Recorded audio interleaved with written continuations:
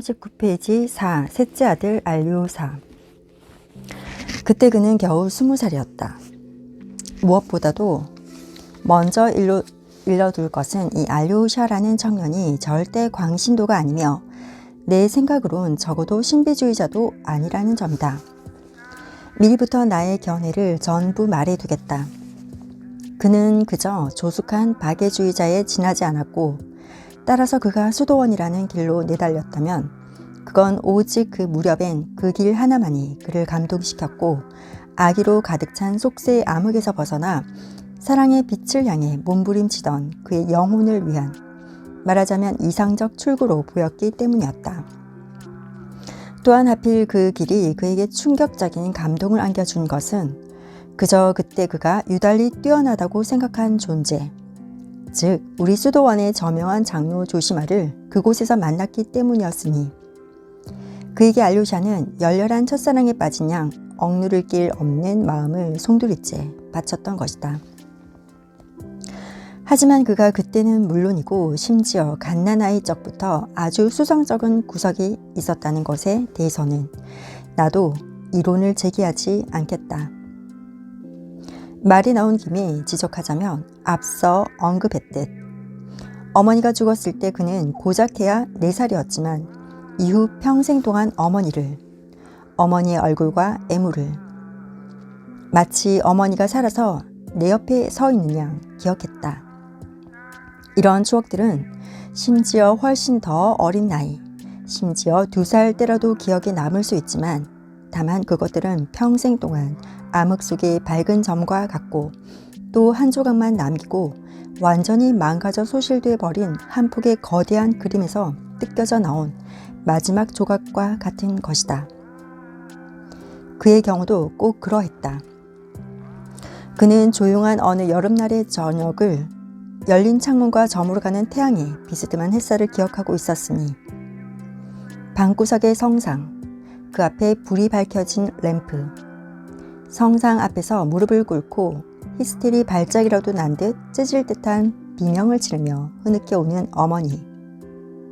그 어머니는 2팔로 아이를 부여잡아 뼈가 으스러질 정도로 꼭 껴안은 채 아이를 위해 성모에게 기도를 드리고, 그러다가 아이를 자기 품에서 떼내어 성모의 비호 아래 맡기듯 2팔로 아이를 성상 쪽으로 내민다. 그러면 갑자기 유모가 뛰어들어와 화들짝 놀라며 아이를 어머니에게서 낚아채 간다. 자, 바로 이런 그림이다. 알료샤는 그 순간 어머니의 얼굴까지도 기억 속에 아로새겨 놓았다. 자기가 기억을 더듬어 판단할 수 있는 한 그 얼굴은 광기에 휩싸여 있었지만 그럼에도 아름다웠다고 말했으니까. 하지만 그는 이 추억을 누구에게 털어놓는 걸 별로 좋아하지 않았다. 유년기에도 청소년기에도 그는 격정을 토로하는 일이 드물었고 말수도 적은 편이었는데, 이는 의구심이 많거나 소심하거나 혹은 사람을 기피하는 음울한 성벽 탓이 아니라 그와는 정반대로 뭔가 다른 것이 있어서, 즉 다른 사람에겐 아무런 상관이 없지만 자기한테는 다른 사람들의 존재를 잊어버릴 만큼 중요한, 순전히 개인적이고도 내적인 어떤 고민이 있어서였다. 그래도 그는 사람들을 좋아했다. 평생 동안 사람을 완전히 믿으며 사는 듯 했지만, 그렇다고 해서 누구한테라도 무슨 얼뜨기나 순진한 놈 취급을 받는 일도 결코 없었다. 그에게는 남을 심판하고 싶지도 않고 남을 탓하는 일을 떠맡고 싶지도 않고, 또 어떤 일이 있어도 남을 탓하지 않을 것이라고 말해주고 각인시켜주는 무언가가 있었다. 종종 마음이 쓰라릴 만큼 슬플 때조차도 조금도 누구를 탓하지 않고 모든 것을 용인하는 듯 싶었다. 그뿐인가. 이런 의미에서 결국 그는 그 누가 나설지라도 놀라거나 경악하지 않을 수 있게 되었는데, 아주 어렸을 때부터 그러했다. 20살의 그야말로 더러운 방탕의 소굴이나 다름없는 아버지의 집에 와서도 차마 눈뜨고 볼 수 없을 때가 있으면 순결하고도 깨끗한 그는 그저 말없이 물러났을 뿐 누구를 경멸하거나 비난하는 기색은 조금도 없었다. 한때 식객 생활을 했던 까닭에 남한테 모욕을 받을까봐 늘 예민하게 촉각을 곤두세우고 있던 아버지는 처음에는 미심쩍다는 듯 무뚝뚝하게 그를 맞이했지만 결국 2주일도 채 지나지 않아 시도 때도 없이 눈물을 흘리며 그를 껴안고 입을 맞추게 되었다. 사실 술에 취한 나머지 축축한 감상에 젖어 쏟아내는 눈물이긴 했지만 그를 진정으로 깊이 사랑하게 된 것만은 분명했으니 물론 이 작자는 일찍이 아무도 이렇게까지 사랑해 본 적이 없었던 것이다. 사실 이 청년은 어디를 가나 모든 사람들한테서 사랑을 받았고 이건 아주 어릴 때부터도 그랬다. 자신의 은인이자 양육자인 예핀 페드로비치 플레노프의 집에 들어갔을 때도 그는 이 집안의 모든 사람들의 애정을 독차지하여 완전히 친아들이나 다름없이 됐다. 하지만 그가 이 집에 들어간 건 거의 갓난애였을 테니까 이 나이의 아이가 남한테 아첨을 해서 호감을 사려는 이해타산적인 잔꾀나 간계나 술수를 썼을 리도 자기를 사랑하게끔 강요하는 능력이 있었을 리도 절대 없다. 그러니까 그는 남에게 특별한 사랑을 불러일으키는 재능이 있었던 것인데 일부러 꾸민 것도 아니고 그저 본능적으로 그런 천성을 타고났던 것이다.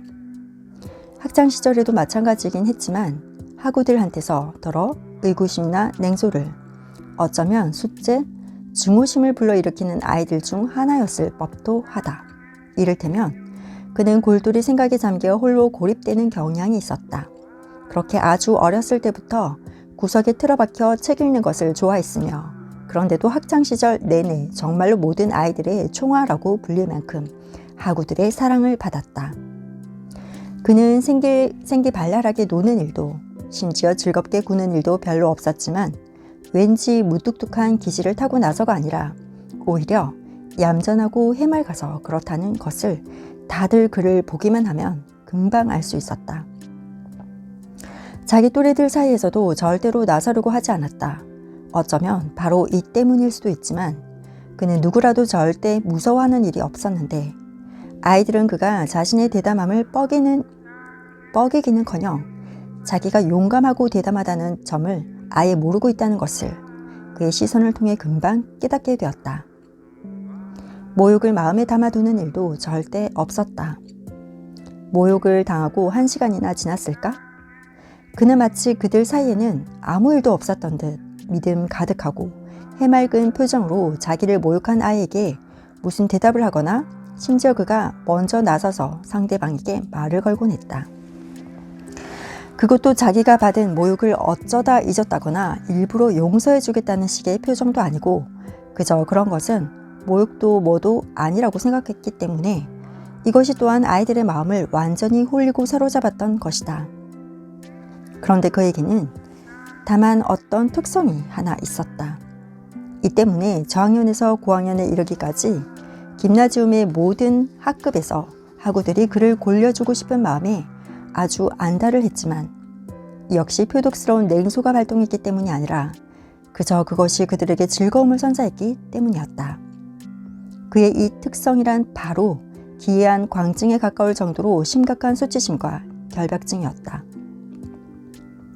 그는 도무지 여자들에 대한 특정한 말들과 특정한 대화들을 가만히 듣고 있지 못했다. 이 특정한 말들과 대화들이란 불행하게도 학교에서 근절될 수 없는 것이다.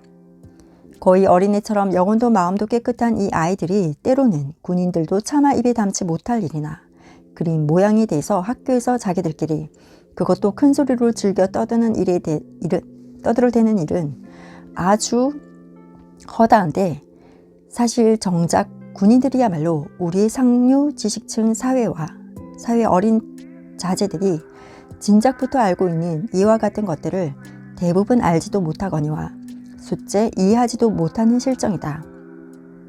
그렇지만 이건 아직 도덕적인 타락도 또 진짜로 음탕한 내적인 냉소주의도 아니고 그저 외적인 냉소주의의 소산일 뿐인데 바로 이런 것이 아이들 사이에서는 종종 뭔가 미묘하고 섬세하고 남자다운 것으로 모방할 가치가 있는 것으로 간주되는 법이다.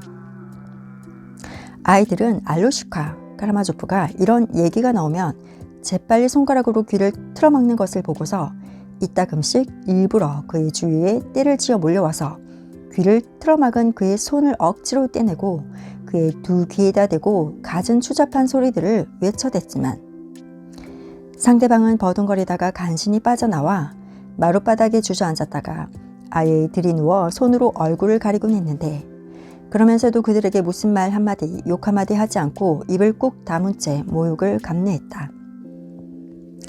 그러다가 결국엔 그를 가만히 내버려 두었고 계집애라고 놀리는 일도 없어졌을 뿐만 아니라 이런 쪽으론 그를 별 볼 일 없는 놈으로 치부하며 한심하다는 듯 바라보곤 했다. 말이 나온 김에 일러두자면 학업에 관한 한 그는 자기 반에서 늘 우등생에 속했지만 1등을 한 적은 한 번도 없었다. 예핀 페드로비치가 죽고 나서도 알료샤는 2년 더 혈립 김나지움에 머물러 있었다. 예핀 페드로비치의 부인은 슬픔을 달랠 길이 없어 남편이 죽자마자 거의 곧장 죄다 여자들밖에 없는 가족 모두와 함께 이탈리아로 장기 여행을 떠나버렸고 알료샤는 예핀 페드로비치의 먼 친척이라는 생면부지의 어떤 두 부인의 집으로 가게 됐지만 어떤 조건으로 그렇게 됐는지는 그 자신도 몰랐다. 그의 성격 중 이건 못지않게 아니 이보다 더 특이한 것은 자기가 누구의 돈으로 살고 있는지는 전혀 관심이 없다는 점이다. 이 점에서 그는 대학 시절의 첫 2년간 제 손으로 밥벌이를 하며 빈궁하게 살았고 아주 어릴 때부터 자신이 은인의 집에서 남의 밥을 얻어먹으며 살고 있음을 쓰라리게 절감했던 자신의 형 이반 페드로비치와는 정반대였다. 그렇다고 해서 알렉시의 성격 중 이 이상한 특성을 너무 엄격하게 비난할 필요는 없었던 것 같은데 왜냐하면 누구나 그를 조금이라도 알게 되면 이런 쪽으로 문제가 불거지기가 무섭게 알렉시가 그야말로 유로즈브이와 같은 부류의 청년임을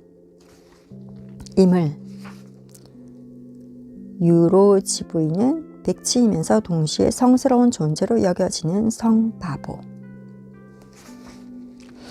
즉 갑자기 일확천금이 굴러 떨어진다고 해도 좋은 일을 위해서든 아니면 그저 약삭빠른 사기꾼한테 걸려들든 여하튼 상대방이 손을 내밀기만 하면 첫마디에 곧장 미련 없이 그 돈을 내놓을 위인임을 확신하게 됐기 때문이다. 그러니까 물론 액면가 그대로는 아니지만 여하튼 대체적으로 말해서 그는 돈의 가치라는 걸 통 모르는 것 같았다. 그가 먼저 용돈을 달라고 부탁하는 일도 없었지만 행여 용돈을 받게 되더라도 그는 몇 주 내내 그걸로 뭘 해야 할지 몰라 하거나 숫제 돈을 쥐고 잊지 못해서 순식간에 마구 써버리기 일쑤였다. 돈과 부르주아적 명예에 관해서라면 심히 까다로운 사람인 표트르 알렉산드로비치 미우소프는 나중에 한번 알렉세이를 가만히 지켜보고 나서 그에 대해 다음과 같은 아포리즘을 내뱉은 적이 있다. 저런 사람은 이 세상에 둘도 없을 거요. 어느 날 갑자기 인구 100만의 낯선 대도시 광장에 완전 무일푼 상태로 혼자 남겨져도 결코 파멸하는 일도 굶어 죽거나 얼어 죽는 일도 없을 거란 말이오. 그런 상황이 되면 사람들이 금방 그에게 먹을 것을 주고 몸둘 곳을 마련해 줄 테고 설령 남이 돌봐주지 않는다고 해도 자기가 나서서 금방 모든 것을 해결할 테니까요. 또 그러기 위해서 그가 유달리 힘을 쓴다거나 무슨 굴욕감을 느끼거나 하지도 않을 테고 그를 돌봐준 사람도 무슨 부담을 느끼는커녕 오히려 흐뭇해 하겠지요. 김나지움을 그는 제대로 마치지 못했다. 졸업까지는 꼬박 1년은 더 남아 있었지만 머릿속에 한 가지 일이 떠올랐기 때문에 아버지한테 간다고 갑자기 부인들에게 알린 것이다. 그들은 그를 워낙 귀여워했으므로 놓아주려 하질 않았다. 그는 여비가 상당히 저렴한 편이었기 때문에 은인의 가족이 외국으로 떠나기 전에 선물로 준 시계를 저당 잡히려고 했지만 부인들이 이를 만류하고 그에게 넉넉하게 여비를 주었으면 물론이고 새 옷과 속옷까지 마련해 주었다. 하지만 그는 반드시 3등 칸을 타겠노라고 하면서 절반의 돈을 그들에게 되돌려 주었다. 우리의 소도시에 도착하자 곧바로 학교도 안 마치고서 도대체 뭐하러 온 게냐 라는 아버지의 질문 공세에 부딪혔지만 딱히 이렇다 할 대답도 하지 않고 여느 때와 달리 깊은 생각에 골몰해 있었다고들 한다. 하지만 곧이어 그가 어머니의 무덤을 찾아 헤매고 있다는 것이 밝혀졌다. 심지어 그때 자기 입으로 오직 이 때문에 왔노라고 신한 거나 다름없었다. 하지만 그가 귀향한 것이 이 때문만은 아니었을 터이다. 그저 그의 영혼 속에서 도대체 무엇이 갑자기 솟구쳐 올라서 그를 이미 피할 길 없는 어떤 새로운 미지의 길로 이끌었는지 그때는 그 자신도 몰랐으며 도무지 설명할 수도 없었을 것이라는 편이 가장 그럴듯하겠다. 퓨드르 파블로비치는 자기의 둘째 부인을 어디다 묻었는지를 아들한테 가르쳐 줄 수가 없었는데 이는 그녀에 관해 흙을 뿌리고 난 이후 한 번도 그녀의 무덤을 찾은 적이 없었던 까닭에 참으로 오랜 세월이 흐르는 동안 그때 그녀를 어디다 묻었는지 까맣게 잊어먹었기 때문이었다. 여기서 퓨드르 파블로비치의 얘기로 넘어가자 그는 전에도 오랫동안 우리 도시를 떠나 있었다. 둘째 아내가 죽고 3, 4년이 지났을 때 러시아 남부로 떠났고 끝에는 오데사로 가서 몇 년을 쭉 거기서 살았다. 그가 처음으로 만난 사람들은 그 자신의 말을 빌리건대 수많은 유대인들, 유대인 녀석들, 유대인 놈들, 유대인 새끼들이었고 마지막에는 유대인들뿐만 아니라 헤브루 양반들의 집에도 출입하게 되었다. 여기서 생각해야 할 것은 그가 자기 인생 중 바로 이 시기에 돈을 요리조리 주무르는 특별한 능력을 10분 발휘했다는 점이다. 그가 다시 그것도 완전히 우리 도시로 돌아온 것은 알료샤가 오기 불과 3년쯤 전의 일이다. 아직은 절대 호호백발 노인은 아니었건만 예전에 그를 알던 사람들은 그가 폭삭 늙어버렸다고 생각했다. 사실 그의 몸가짐은 더 점잖아진 것이 아니라 어쩐지 더 뻔뻔스러워져 있었다. 예를 들자면 예전엔 그냥 어릿광대였지만 이젠 그에게 다른 사람들까지 어릿광대로 만들려는 철면피 같은 욕구가 생겨났다. 여자들과 추태 부리기 좋아하는 것은 예전이나 다를 바 없는 정도가 아니라 숫째 더 역겨운 수준이 된 듯했다. 곧이어 그는 이 군 곳곳에 많은 새로운 술집을 열었다. 보아하니 그에게는 대략 10만 루블. 그게 아니라 해도 거의 그만큼에 육박하는 금액의 돈이 있었던 것 같다. 도시와 군 거주자 중 많은 이들이 그 즉시 그에게서 돈을 빌려갔는데 물론 아주 믿을 만한 담보물이 있어야 했다. 그런데 아주 최근 들어 그는 어쩐지 몸이 불어나 살가죽이 축 처져 버렸고 어쩐지 균형감과 명민함을 상실하여 무슨 경솔한 짓을 저지르기도 했고 일 하나를 시작했다가 영 엉뚱하게 끝내는 일도 있었으며 어쩐지 정신이 해이해져서는 술이 떡이 되도록 마시는 일이 점점 더 잦아졌다. 그리하여 이 무렵에는 역시나 나이가 지긋이 들었던 예의 그 하인 그리고리가 어떨 때는 거의 가정교사 마냥 주인을 쫓아다니며 돌봐주지 않았더라면 퓨드르 파블로비치에겐 시끄럽고 별난 일들이 끊이질 않았을 것이다. 알료샤의 귀향은 정신적인 측면에서도 그에게 모종의 영향을 미친 듯했으니 이 철없는 노인의 영혼 속에 이미 오래전에 잠들어 버린 무언가가 내부에서부터 깨어난 것만 같았다. 그는 자주 알료샤를 들여다보며 얘야 알고 있느냐? 내가 그 여자를 그 클리쿠샤를 닮았다는 걸? 이라는 말을 하게 됐다. 그는 죽은 자신의 아내이자 알료샤의 어머니를 이렇게 불렀던 것이다. 결국 이 클리쿠샤의 무덤을 알료샤에게 가르쳐준 사람은 그리고리였다. 그는 알료샤를 우리 도시의 묘지로 데려가서 그곳에 멀리 구석진 곳에 있는 그다지 비싸지는 않지만 단정한 주철 비석을 그에게 가르쳐 주었는데 거기에는 고인의 이름, 지위, 나이, 사망 연도가 새겨져 있었고 아래쪽에는 심지어 평민층의 무덤에 흔히 사용됐던 옛 묘지식으로 된 사행시 같은 것도 적혀 있었다. 놀랍게도 이 비석을 세운 것은 그리고리였다. 그러니까 그리고리는 벌써 수차례에 걸쳐 이 무덤을 돌봐야 한다고 말했지만 퓨드르 파블로비치가 번번이 신경질을 내며 무덤이고 추억이고 다 귀찮다고 손을 내줬곤 결국엔 오데사로 떠나버리자 그 후에 그리고리가 직접 자기 돈을 들여서 가엾은 클리쿠샤의 무덤 위에 비석을 세웠던 것이다. 알료샤는 어머니의 무덤에서 이렇다 할 특별한 감정은 전혀 내비치지 않았다. 그저 비석을 어떻게 세웠는가에 대해 그리고리가 근엄하게 차근차근 늘어놓는 얘기를 경청하면서 고개를 숙인 채 좀 서 있다가 한마디도 하지 않고 떠났을 뿐이다. 그때 이후 꼬박 1년 동안 묘지를 찾는 일은 없었던 것 같다. 하지만 이 작은 에피소드가 페드로 파블로비치에게 그것도 아주 독특한 영향을 미쳤다. 그는 갑자기 1,000루블을 집어들고서 우리 수도원을 찾아가 그 돈을 자기 부인의 연도에 써달라고 했는데 단 둘째 부인이자 알료샤의 어머니인 클리쿠샤가 아니라 자기를 완전히 쥐고 흔들었던 이 첫 부인 아젤라이다 이바노브나를 위해서였던 것이다.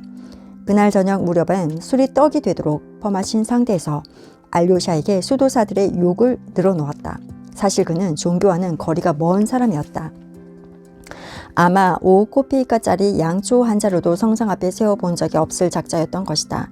이런 인간인들수록 돌발적인 감정과 돌발적인 생각이 이상스럽게 터져나오는 일이 종종 있는 법이다. 나는 이미 그의 몸이 몹시 불어나 살가죽이 축 처져 버렸다고 말한 바 있다. 그의 생김새는 이 무렵엔 지금까지 그가 살아온 인생의 특성과 본질을 여실히 증명해주는 무엇이었다. 영원히 철면피 같고 의심과 냉소가 가득 든 그의 조그만 두 눈 밑에는 고깃덩어리 같은 기다란 자루가 달려 있었으며 작지만 기름기 좔좔 흐르는 얼굴에는 수많은 주름들이 깊게 잡혀 있었고 그 외에도 그의 뾰족한 아래턱 쪽으로는 고깃덩어리처럼 기다랗고 커다란 모굴대가 지갑 같은 몰골로 달려 있었으니 이 때문에 어쩐지 역겨울 만큼 음탕한 그의 인상이 더 배가 되었다. 여기에 덧붙여 음란하고 긴 입, 부은 듯 퉁퉁한 입술, 그 밑으론 거의 다 썩어 빠진 새까만 이들의 자잘한 유해들이 삐죽삐죽 보였다. 무슨 말을 시작할 때마다 매번 침을 튀기는 버릇도 있었다. 그나저나 그는 자기 얼굴을 갖고 농담하는 걸 좋아했지만 그럼에도 자기 얼굴에 여전히 만족하는 것 같았다. 특히나 별로 크지는 않지만 매우 가는 콧등이 유난히도 위로 휘어진 자신의 메부리 코를 가리키며 곧잘 이런 말을 하곤 했다. 진짜 로마식 코야. 모골대까지 더해지니까 진짜로 몰락기 고대 귀족, 로마 귀족의 용모야. 이 점을 그는 뿌듯하게 여기는 것 같았다. 자, 그런데 어머니의 무덤을 방문하고 얼마 지나지 않아 느닷없이 알료샤는 수도원에 들어가고 싶다. 수도사들은 그를 견습 수도사로 받아들일 준비가 되어 있노라고 아버지에게 알려왔다. 그러면서 이것은 자신의 간절한 소망이니 아버지에게 정식 허락을 구하노라고 설명했다. 노인은 수도원의 암자에서 구도 생활 중이던 조시마 장로가 그의 얌전한 아이에게 특별한 인상을 남겼음을 진작부터 알고 있는 터였다. 이 장로는 물론 그치들 중에서는 가장 정직한 수도승이지. 말없이 생각에 잠겨 알료샤의 말을 경청한 뒤 그는 이렇게 말문을 열었지만 아들의 부탁에는 거의 조금도 놀라지 않은 기색이었다. 우리 얌전한 꼬마 녀석이 거길 들어가고 싶단 말이지. 그는 반쯤 취한 상태였는데 술에 반쯤 취했음에도 갑자기 교활함과 축이 어린 간사함이 살짝 가미된 그 미소를 느긋하게 지어 보였다. 아닌 게 아니라 나는 내가 결국에는 이 비슷하게 되리라고 예감했단다. 상상이 되느냐? 너는 바로 그곳을 노리고 있었던 게야. 뭐 아무렴 어때? 너한테는 2,000루블이 있으니 그게 내 지참금인 셈이다. 그래도 너를 내 천사야. 절대로 그냥 내버려 두지 않을 거란다. 아니 거기서 무슨 요구를 한다면 너를 위해 뭐라도 갖다 받지 마. 뭐 요구하지 않는다면 구태여 우리가 나서서 치근댈 필요가 없지. 안 그러냐? 게다가 너는 돈이라면 카나리아처럼 일주일에 단 나달 2개씩만 쓰지 않니? 그나저나 어느 수도원 근처에 조그만 마을이 하나인데 그곳 사람들이 죄다 알고 있지만 그 마을엔 오직 그들 표현으론 수도원의 마누라들만이 살고 있다는구나. 내 생각으론 이런 마누라들이 30명은 좋게 되지 않을까 싶어. 나도 그곳에 가본 적이 있는데 거긴 물론 그 나름대로 재미가 있더라고. 이런 건 다양할수록 좋으니까 말이야. 고약한 건 그저 러시아 국수주의가 지독하게 강해서 아직까지는 프랑스 여자가 한 명도 없다는 점인데 있었더라면 짭짤한 돈벌이가 됐을 거다. 소문이 퍼지면 잔뜩 몰려올 걸 뭐. 하지만 여기 수도원은 맹탕이야. 여기엔 수도원에 마누라들은 없고 기껏해야 수도사들만 200명 정도 있으니 정말로 그렇단다. 금욕주의자들이지. 내 그건 인정하마. 그래. 내가 수도사가 되고 싶단 말이지? 그런데 아닌 게 아니라 내가 없으면 섭섭할 것 같구나, 알료샤. 진짜로 나는 너를 좋아하게 됐거든. 하여튼 이거 참 좋은 기회이기도 해. 우리 죄 많은 놈들은 위해 기도를 하면 되잖니? 우리는 여기 앉아서 너무나 많은 죄를 지었거든. 나는 줄곧 이 생각을 해왔단다. 누가 언제든 나를 위해 기도를 해줄 것인가 하고. 이 세상에 그런 사람이 있긴 있을까? 요 귀여운 꼬마 녀석. 아닌 게 아니라 나는 이런 쪽으로는 정말 바보 천치란다. 설마 못 믿겠니? 완전히 바보 천치라니까. 한번 보렴. 내가 아무리 바보 천치라도 항상 이 문제를 생각하고 또 생각한단다. 그러니까 물론 간간히 생각한다는 소리야. 항상 그럴 수는 없으니까. 그러니까 내 생각으론 말이다. 내가 죽었을 때 악마들이 나를 갈고리로 꿰어 자기들 나라로 끌고 가는 걸 깜빡 잊어줄 수는 없는 노릇이거든. 자, 그래서 이런 생각이 들어. 갈고리라고? 그래, 놈들 나라 어디서 갈고리들이 난단 말인가? 대체 무엇으로 만드는 걸까? 철로 된 것일까? 그렇다면 도대체 어디서 두들겨 만드는 걸까? 저기 놈들 나라에도 무슨 공장이 있단 소린가? 아닌 게 아니라 저기 수도원의 수도승들은 정말로 지옥에도 예컨대 천장이 있다고 가정하는 모양이야. 나로 말할 것 같으면 지옥이라는 걸 믿을 만반의 준비가 되어 있지만 단 천장은 없어야 해. 그 편이 좀 더 세련되고 좀 더 계몽된 듯하고, 다시 말해 루터식이라 말이지. 하지만 본질적으론 이러나 저러나 매한가지 아니야? 천장이 있으면 어떻고 없으면 또 어떠냐. 하지만 바로 이게 빌어먹을 문제가 아니냐는 말이다. 그래, 천장이 없다면 고로 갈고리도 없는 거야. 갈고리가 없다면 고로 모든 것이 물거품이 되는 것이니 이번에도 영 터무니가 없잖느냐? 그때는 도대체 누가 나를 갈고리에 꿰어 끌고 간단 말이냐? 나 같은 놈을 끌고 가지 않는다면 그때는 어떻게 되겠어? 도대체 이 세상 어디에 진리가 있단 말이냐? 이 갈고리들은 나를 위해서라도, 나 하나만을 위해서라도 일부러 만들어내야 돼. 왜냐면 알료샤, 내가 알기만 한다면 나를 정말 파렴치한 놈이거든. 그렇지만 그곳엔 갈고리 같은 건 없어요. 알료샤가 아버지를 바라보며 조용하고 진지하게 말했다. 그래, 그럴 테지. 오직 갈고리들의 그림자만 있겠지. 알고 있어, 알고 있다고. 이것은 어떤 프랑스 놈이 지옥을 묘사한 그대로구나. 나는 솔의 그림자로 마차의 그림자를 청소하는 마부의 그림자를 보았다라고 했지. 그런데 얘야, 너는 갈고리가 없다는 걸 어떻게 알지? 수도사들 집에 살게 되면 그런 말은 입도 뻥긋 못하게 될 거다. 그나저나 어서 가봐라. 그곳에서 진리를 터득하게 되면 그땐 여기 와서 좀 얘기해 주렴. 저 세상이 어떤 것인지를 제대로 알면 저곳에 가는 것도 어떻든 좀 더 수월하지 않겠니?